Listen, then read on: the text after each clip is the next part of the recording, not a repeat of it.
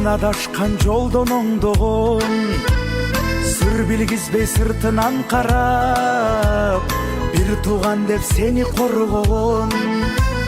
Бир тууганга бир тууган бүгүнкү туган күнүң куту болсун, өмүрүң узун болсун, балдарыңа баш болсун дебер. Ар дайым үйдүн келиндерден болгон, алыс маскашында жүргөн эжең атынан келди. Электерин азда болсо кабыл алып кой. Балаңдын да туган күнү болсун, кош келген туган күнү бар. Балаңардын өмүрү узун болсун. Бир тууган сүйрөй, адашсаң жолдо калтырбай, ар качанда жаныңда жүрөт. Жараткандан бакыт суранган, чын дилинен сага кубанган. Бир туугандын орду башкача, ар бир ишин колдоп тура алган. Эй, бир тууганга бир тууган күйөт, бир тууганды бир тууган сүйрөйт. Чалынсаң жолдо калтырбай, бир тууганың жаныңда жүрөт. Бир тууганга бир тууган күйөт, бир тууганды бир тууган сүйрөйт. Адашсаң жолдо калтырбай, ар качанда жаныңда.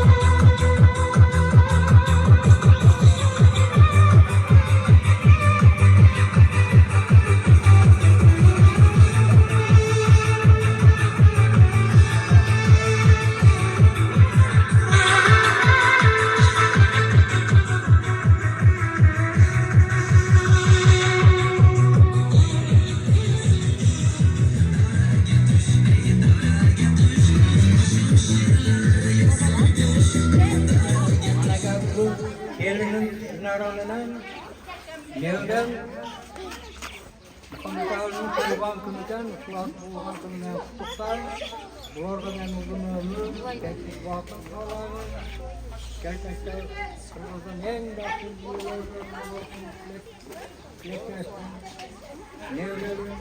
nevre kulaklarını, nevrelerle kulaklarını kudafalarını her daim kendisinden kılmaktan düşünüyorum. Rahmat.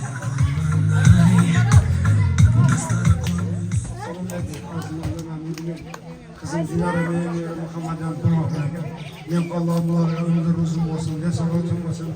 Yine maksat razı etsinler, iyi yaşadılar, yine kolaymışlığı geçsinler. Dargınıyla bazı yakşısılar nelerine kızmak kolay. Ömürler uzun olsun, cesaretim olsun, baktulu olsunlar.